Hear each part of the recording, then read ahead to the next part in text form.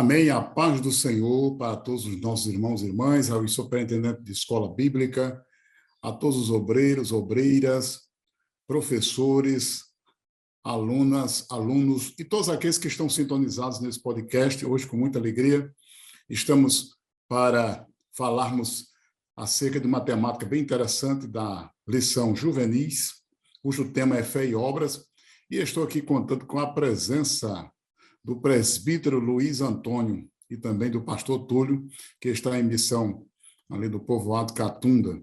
Obra de Deus. Sou o evangelista Souza. Então, na graça do Senhor, estamos aqui mais uma vez para falarmos acerca desta preciosa lição, tema tão interessante. Então, as nossas boas-vindas a todos aqueles que, com alegria, têm estudado a palavra.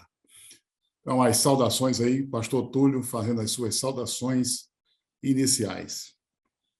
Paz do Senhor, evangelista Souza, como também ao presbítero Luiz, que está participando conosco desse podcast, assim também como a todos os superintendentes de escola dominical, professores que estarão assistindo essa aula e certamente lhe auxiliará para que assim cresçam no conhecimento da palavra de Deus e compartilhem assim com os seus respectivos alunos. Para nós é uma alegria enorme estar podendo compartilhar um pouco da palavra de Deus com os amados irmãos.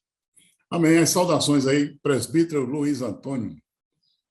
Pai do Senhor, pastor Souza, Pai do Senhor, pastor Túlio, uma alegria grande estar compartilhando desse espaço formativo, cumprimentar os nossos superintendentes, professores, alunos, a nossa comunidade da EBD, e sempre celebrar por estarmos aqui trazendo subsídios formativos para pensar com base na palavra de Deus e sempre valorizando a nossa escola bíblica dominical, que é o nosso grande patrimônio também teológico. Amém. Bem, então nós vamos aqui iniciar a nossa lição, a lição número 5, cujo tema é fé e obras, baseado referenciado aqui na carta aos Efésios, capítulo 2, verso 10, que diz: porque somos feitura sua, criados em Cristo Jesus para as boas obras, as quais Deus preparou para que andássemos nelas. E a leitura bíblica em classe encontra-se em dois textos aqui da Carta Universal, Tiago, capítulo 1, versículos 26 e 27, Tiago, capítulo 2, versos 1, 14, 17 ao 26. Eu não vou ler todos esses textos, ou todos esses versículos, mas vou ler apenas alguns. Tiago 26 diz assim: se alguém entre vós cuida ser religioso e não refreia a sua língua, antes engana o seu coração, a religião desse é vã. E aí Tiago define qual é a profundidade espiritual da vivência da fé, quando ele diz: a religião pura e imaculada para com Deus o Pai é esta: visitar os órfãos e as viúvas nas suas tribulações e guardar-se da corrupção do mundo. E o segundo texto, que está no capítulo 2, versículos 1, 14, 17 ao 26, eu lerei apenas o versículo 26, que diz assim: porque assim como o corpo sem o espírito está morto, assim também a fé sem obras é morta.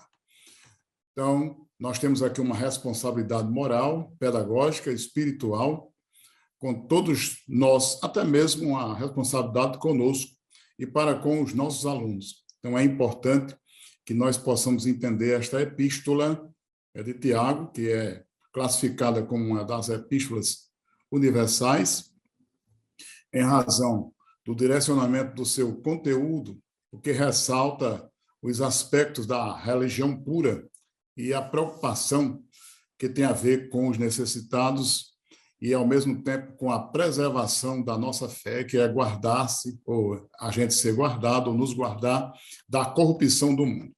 Esta lição tem como objetivo tríplice compreender a distinção entre a religião vã e a religião pura, isto é, aquilo que é uma religião inútil, no sentido da nossa comunhão com Deus, e aquilo que é uma religião verdadeira, no sentido de nossa ligação com o Pai. E, ao mesmo tempo, nós temos outro objetivo, é entender que Deus não discrimina as pessoas, e isso é pecado. Então, ao longo aqui dessa lição, nós vamos dar umas pinceladas acerca de como funciona esta discriminação, conforme Tiago se nos apresenta.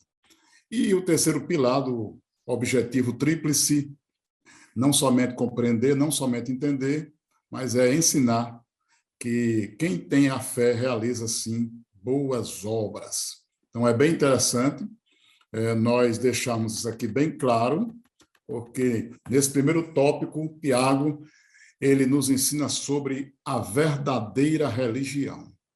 E aí, conforme o texto de Tiago, capítulo 1, verso 26 e 27, conforme os estudiosos do grego, diz que a palavra no original significa tereskeia, que pode ser traduzido como religião.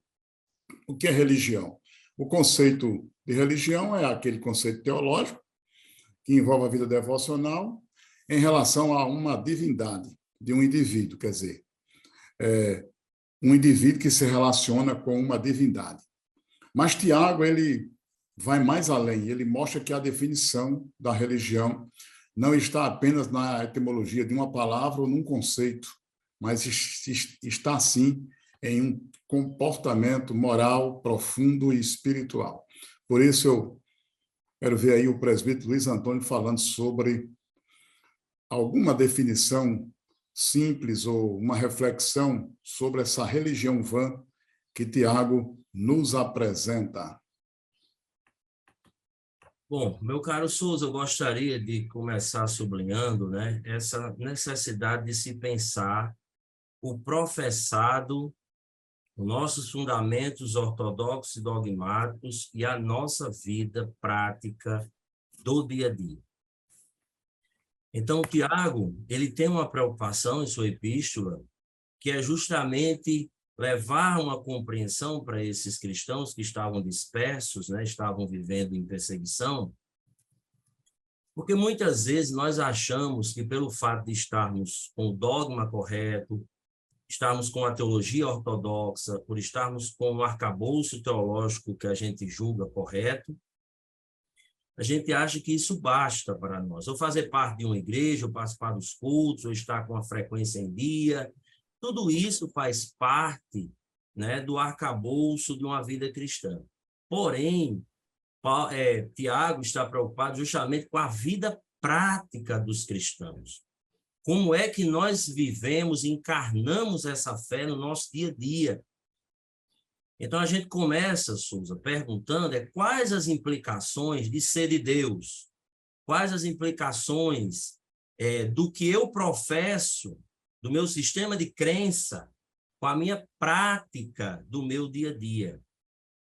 Então, quais as implicações, por exemplo, de ser salvo? E nós vamos aprofundar isso no decorrer da lição.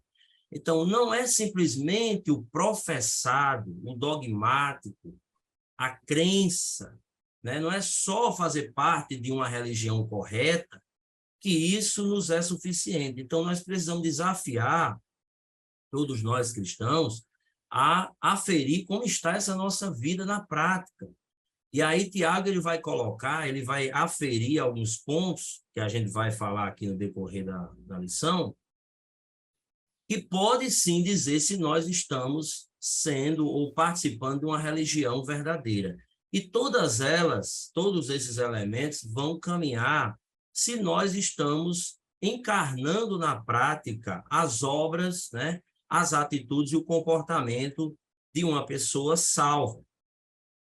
Nós não somos salvos pelas obras, nós já compreendemos isso muito cedo na vida cristã, somos salvos pela fé, porém uma fé acompanhada de obras, isto é, nós não somos salvos pelas obras, mas nós temos obras de salvo. Então, a gente precisa alinhar o nosso discurso à nossa prática.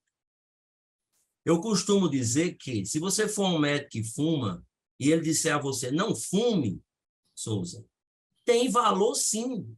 É a verdade que está sendo dita. Porém, nós fomos chamados a viver um cristianismo verdadeiro.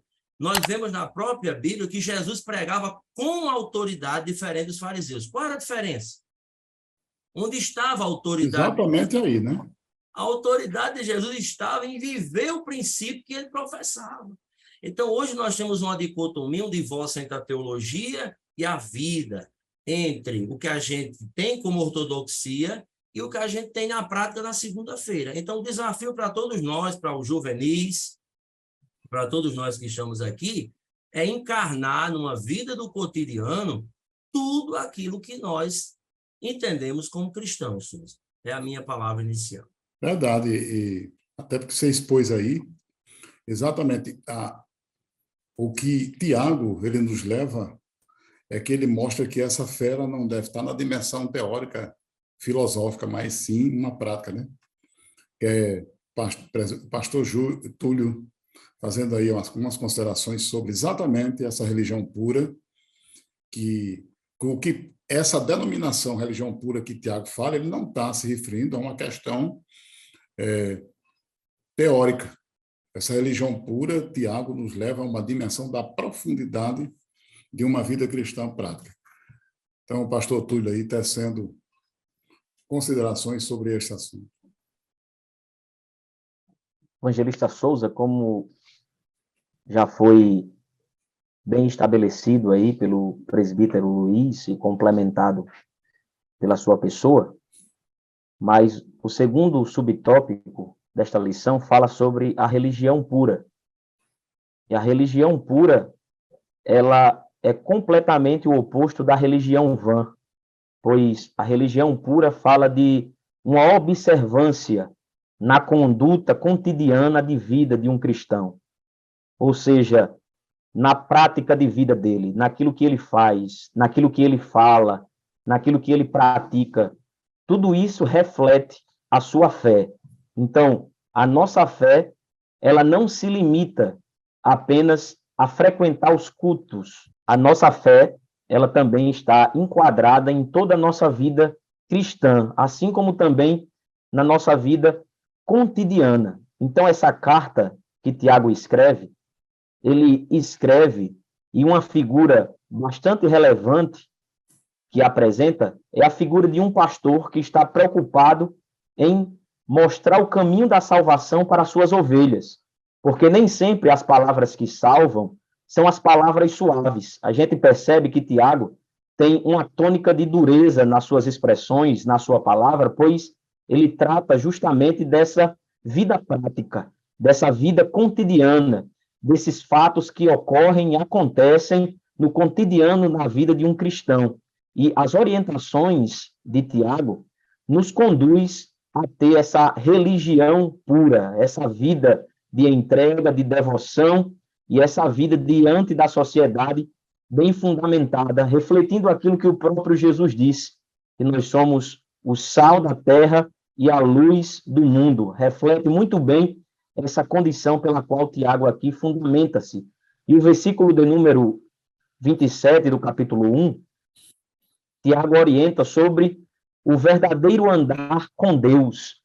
E esse verdadeiro andar com Deus, ou seja, remete à religião pura, que pode ser observada por condutas no cotidiano. Qual é essas condutas? Visitar os órfãos e as viúvas em suas tribulações e guardar-se da corrupção do mundo. A Bíblia que fala sobre o amor ao próximo e a Deus. E isso aqui requer também um destaque bastante importante, que algumas pessoas dizem amar a Deus, mas acabam não refletindo esse amor na vida do próximo. E isso distorce completamente essa fundamentação, essas palavras, pois aquele que ama a Deus reflete também esse amor na vida do próximo. E é isso que Tiago aqui está fundamentando, que aquele que ama a Deus como fundamentação maior da sua devoção, reflete esse amor na vida do próximo. Sem isso, não há essa religião pura na vida daqueles que se denominam cristãos. Esse conceito realmente é um conceito que Tiago dá sobre a religião vã e pura, quando na realidade a gente nota que Tiago ele não está aqui preocupado em querer fazer uma descrição sobre o que é uma religião propriamente dita quando ela não tem um sentido mais profundo da fé. Então, essa religião pura que Tiago está falando, e é interessante que ele não denomina nem dá um nome específico, mas ele descreve as ações que conduzem para um comportamento espiritual e, ao mesmo tempo, uma vida de devoção com Deus, prática. o quê? Cuidar dos órfãos e das viúvas, onde representa aí todos aqueles que são vulneráveis, aqueles que precisam de nós e que estão próximos, que são, nos casos aí, nossos familiares, né, amigos, vizinhos, e até conhecidos e desconhecidos. Aqueles que necessitam exatamente de uma atenção especial. E depois faz aqui uma introspecção, né? Guardar-se de se envolver e não se corromper com as coisas mundanas, que, afinal de contas, na outra carta universal, João fala que tudo quanto há no mundo, né, a concupiscência da carne, é a concupiscência dos olhos e a soberba da vida. Mas aquele que faz a vontade de Deus permanece para sempre, quer dizer, mostrando uma vida nossa diante de Deus e, ao mesmo tempo, a nossa vida eterna com Deus. E aí Tiago ele vai bem além de uma compreensão da letra, da filosofia, das palavras, e ele vai profundamente quando ele mostra que aqueles que praticam as coisas que são contrárias a esta vontade, na realidade, eles estão mais amigos do mundo do que amigos de Deus. E ele diz que quem se faz amigo do mundo, então se constitui, então, inimigo de Deus. Tiago, o capítulo 4, verso 4.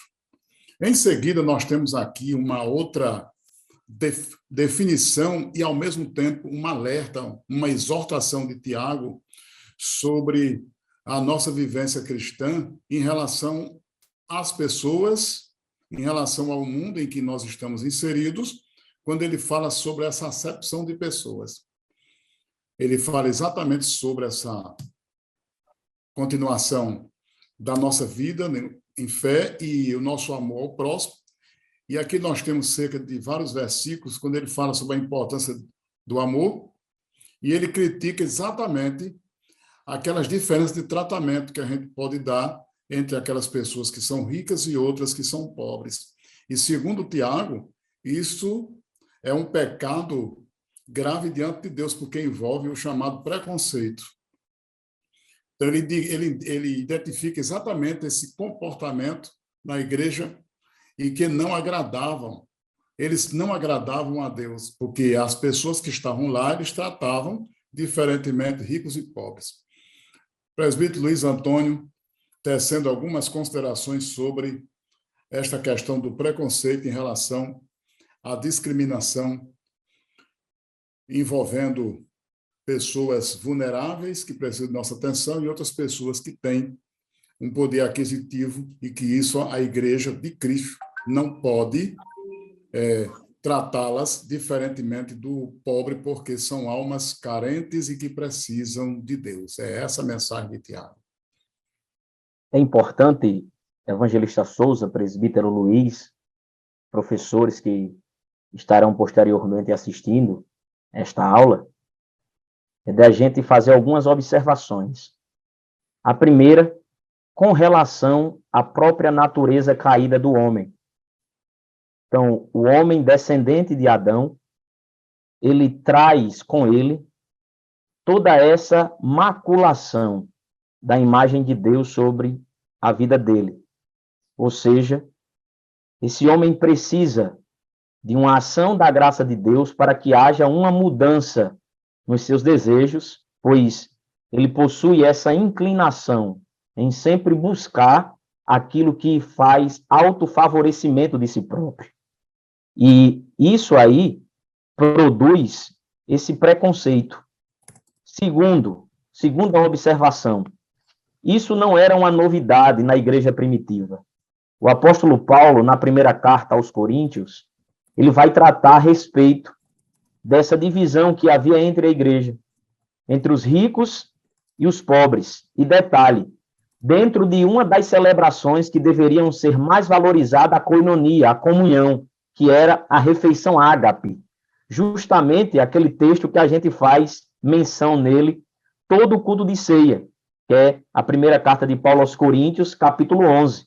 Paulo ali, ao instruir a respeito da ceia, ele vai trazer essas orientações a respeito desses comportamentos preconceituosos entre ricos para com os pobres, pois a refeição ágape, ela oferecia essa comunhão em que os ricos traziam alimentos para ali demonstrar igualdade dentro da comunidade cristã com os mais pobres. Mas o que estava acontecendo era completamente ao inverso.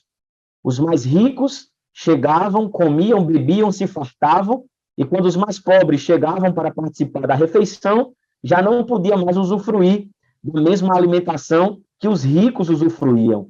E Paulo ali, ele vai falar que quando aquele povo se reunia, não se reunia para melhor, mas sim para pior. E esse comportamento é um comportamento completamente ímpio, pois quando nós tratamos de preconceito, isso é um comportamento que não é um comportamento de cristão, pois o cristão ele reflete a própria identidade de Deus.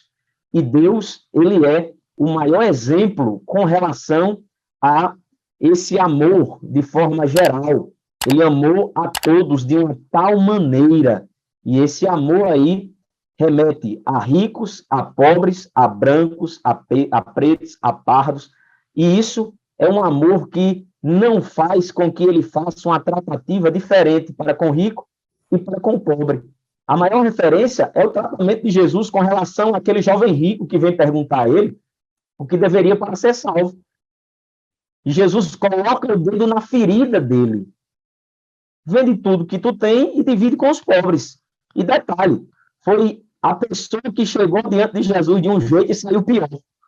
Pois a Bíblia diz que ele se entristece e vai. Ou seja, Jesus trata ele da mesma maneira que trata qualquer outro inferiormente na sociedade, com relações financeiras, com poder aquisitivo menor. Então, esse preconceito aí, ele é uma atitude, é um comportamento não cristão, isso não é uma novidade, a igreja primitiva já vinha passando por estes problemas, Paulo trata isso na carta aos Coríntios, e Tiago reforça essa disciplina doutrinária, que nós devemos, assim, ter essa relação com o caráter de Deus, esse caráter que não faz distinção, que respeita as pessoas, independentemente do poder aquisitivo delas.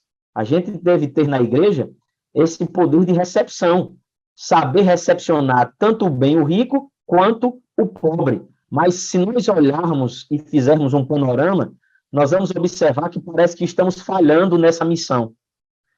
Quando a gente olha em termos gerais, isso requer uma revisão em nós, que a gente possamos tratar igualmente todas as pessoas, sem fazer diferenciação de poder aquisitivo, de condições financeiras, da classe rica e da classe pobre.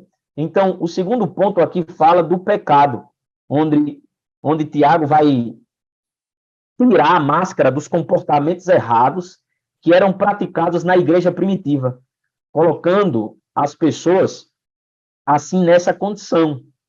Ou seja, Tiago, ele vai tirar a máscara a respeito desse comportamento equivocado do que é realmente o cristianismo, o que é realmente ser um cristão, ter um modo de vida relacionado com o próprio caráter de Jesus. Então, que nós possamos fazer essas observações. Primeiro, o homem tem essa inclinação caída, só há uma alteração nele após arrependimento e conversão. O homem é egoísta em si.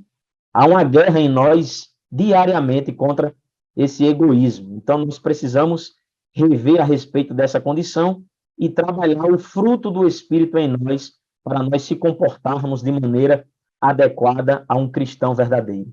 Nós somos criaturas, né, feitas à imagem de Deus, filhos de Deus também. Então, todos os seres humanos, eles merecem, independente do estado social, intelectual, prestígio, cor da pele, ele ser bem tratado. A mensagem do Evangelho alcança todas essas pessoas. Ou a mensagem do Evangelho é para todas essas pessoas. Então, Deus não distingue as pessoas de maneira nenhuma. Ele não distingue as pessoas por categorias estabelecidas. Por isso, nós, como servos do Senhor, da Igreja do Senhor, com a mensagem de Deus, devemos fazer o mesmo, amar todos aí, sem distinção, porque este é o padrão de Jesus. Enfim, estamos chegando aqui aos nossos minutos finais, e nós vamos usar esse tópico 3 como as nossas considerações finais. Eu vou aqui tecer algo aqui nesse tópico 3, já usando como conclusão. Então, eu vou dar minha colocação, depois o presbítero Luiz e depois o pastor Túlio. Então, boas obras é uma necessidade. Por que nós temos essa temática aqui nesse tópico dessa lição? É que as boas obras que Tiago está falando, primeiro devemos ter em mente que Tiago não está falando sobre as obras da lei. Porque alguém pode aí dizer, então, é uma contradição. Se, por um lado, Paulo fala que a gente não precisa das obras para a salvação, e depois vem Tiago e diz que a gente precisa. Porque Tiago não está enfatizando as obras da lei, ele está enfatizando as obras como um caráter, como fruto do Espírito, onde amar de fato e de verdade é a tônica desta carta de Tiago, né? Então, em Tiago, capítulo 2, verso 15 ao 18, ele nos adverte sobre a prática das boas obras, onde demonstra exatamente essa vitalidade da fé, que é em conformidade com aquilo que foi ensinado por Jesus no capítulo 5, Sermão do Monte, capítulo 5, 6 e o 7. E posteriormente, quer dizer, depois, quando Paulo escreve aos Efésios, ele fala exatamente sobre essa questão da graça de Deus sobre nós.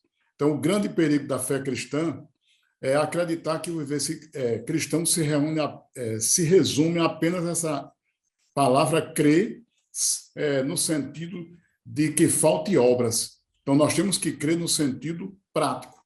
Então, há quem pense aí e defenda que a liberdade em Cristo deve ser assim, como fosse aproveitando de maneira independente, podendo o servo de Deus passar seus dias vivendo para si mesmo, seus deleites, mas não é isso que Tiago nos ensina. Pelo contrário, aqui nós vemos nessa própria lição, onde no comentário da lição fala exatamente sobre aquelas pessoas que estão muito chegadas, até mesmo às redes sociais, com os amigos, e até descolada da realidade, repassando informações, absorvendo informações, quando na realidade não está referenciado na mensagem do amor. Então, as minhas considerações finais é que nós, como cristãos, devemos sim buscar ao Senhor de uma maneira tal que demonstremos em nós o caráter de Cristo. Então, aí o presbítero Luiz Antônio com as suas considerações finais e depois o pastor Túlio. Meu caro Souza, meu caro Túlio, também desde já a gente agradece esse momento tão importante, né? Hoje bem mais sintético. E eu quero fazer aqui o fechamento da minha fala, pelo menos fechamento assim provisório, é que essa questão dos efeitos da fé sobre o comportamento das pessoas. Então, os professores que estão na classe juvenis podem fazer perguntas, podem fazer questionamentos. Nós mesmos, Souza e o pastor Túlio, que tem expertise nesse campo relacional, estamos na igreja, muitas vezes a gente conhece pessoas que ela precisa do mesmo conselho de 20 anos atrás, da mesma pregação. Então, por que isso? Porque essas pessoas permanecem com um comportamento, muitas vezes, desalinhado das Escrituras. E nós estamos fazendo uma equação teológica para muitas vezes, não, essas pessoas, elas são salvas, né? Claro que nós não julgamos quem é salvo ou não, porém a palavra ela vai nos dando alguns aferidores. E é isso que Tiago vai trabalhar. Ele não vai contraditar Paulo, ele está trabalhando o efeito da salvação. Somos salvos pela fé, crê em Jesus, crê no que ele fez na cruz do Calvário. Só que isso tem implicações sobre a nossa vida, sobre o nosso comportamento, sobre a nossa postura.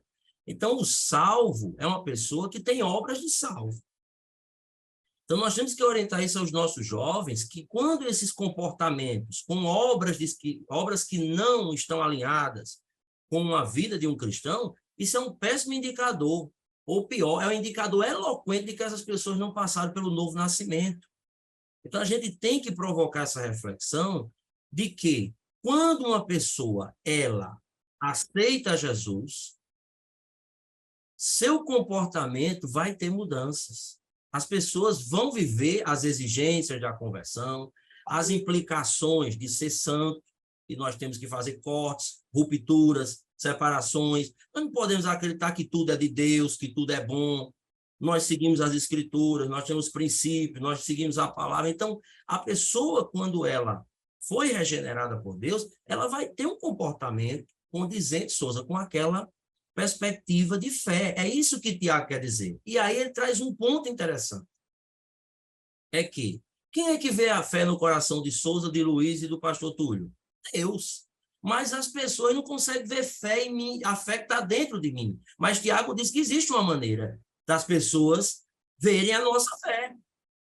Como é que eu consigo ver a fé de Túlio? Como é que eu consigo ver a fé de Souza? Como é que eu consigo ver a fé de fulano? Através das suas obras. Tiago quer dizer que quem vê fé é Deus, mas quem vê as obras são os homens. Então, mostra-me a tua fé sem obras? Como? Então, eu vou mostrar a minha fé pelas minhas obras, pela minha conduta. E aqui eu quero terminar, e é importante o professor trazer um vídeo, pastor Túlio e pastor Souza. Tem país que as pessoas não podem nem abrir a boca para falar do nome de Jesus, Souza. Mas o evangelho está crescendo. Como? Pelas obras. São pessoas que podem não estar dizendo o nome Jesus, mas elas são pequenos cristos. Elas se comportam como verdadeiros cristãos. Elas têm obras de cristão, de pessoas salvas. Então, isso vai educando as pessoas. Então, a gente deixa aqui essa reflexão de que, se nós temos pessoas precisando do mesmo conceito, da mesma palavra, de 10, 15 anos atrás, nas nossas comunidades, isso não é um indicador positivo. Isso tem uma coisa aí que a gente precisava pensar. Porque o homem e a mulher que se converteu a Deus e que creu no Evangelho, que creu em Jesus, o seu comportamento, a sua biografia, hoje está crucificada em Cristo. E essa pessoa vive as implicações de ser salvo e de ser de Deus. Não tem como viver o evangelho sem as exigências da conversão e sem as implicações de ser de Deus. E a ética de ser de Deus, o compromisso de amor de ser de Deus e um arcabouço de comportamentos, não que vai nos salvar, mas que acompanham a nossa salvação. Souza e Túlio. Muito boa colocação. Pastor Túlio aí, encerrando aí com as suas considerações. Eu aqui as minhas palavras, falando a respeito dessa diferenciação da fé apresentada por Tiago e a fé apresentada por Paulo, ao qual o presbítero Luiz aí já nos esclareceu, porque nós não somos salvos pelas obras. Não é aquilo que eu faço que vai me fazer merecedor da salvação. A gente somos salvos pela graça, por meio da fé, e Paulo diz que isso não vem de nós, é dom de Deus, para que ninguém se glorie. Mas aquele que é salvo se comporta como um salvo. A gente não é salvo pelas obras, mas somos salvos para realizar boas obras. E é dessa realização de boas obras que aqui o Tiago vai falar. Aquele que é salvo se comporta como um salvo. E a evidência desta salvação é o seu exercício praticante da sua fé. Então, isso vai refletir na sua vida cotidiana, na sua vida diária. E ele traz o exemplo aqui de Raabe, mostrando que Deus estava aqui provando que tanto o nobre representante hebreu como Abraão, que ele fala anteriormente, como a mais indigna e ultrajada pecadora, pode ter a redenção se com fé realizarem boas obras para Deus. Então, esses exemplos mostrados por Tiago, relacionando a prática das boas obras, refletem justamente a condição de uma pessoa que é salva. Então, como eu posso evidenciar e dizer veementemente que eu sou salvo? Avaliando a minha vida, as minhas obras, se elas são obras que remetem, obras de uma pessoa que foi realmente alcançada, moldada e transformada pelo Evangelho de Cristo Jesus. Então, eu só posso dizer que sou de Deus, que tenho uma religião pura, se eu pratico as boas obras, pois essas são as evidências de uma pessoa que é salva em Cristo Jesus. Amém. Que Deus nos abençoe. Queremos agradecer a todos e a todas as pessoas que estiveram conosco nesse podcast. Bênção de Deus, somente Deus para nos dar sempre esta alegria.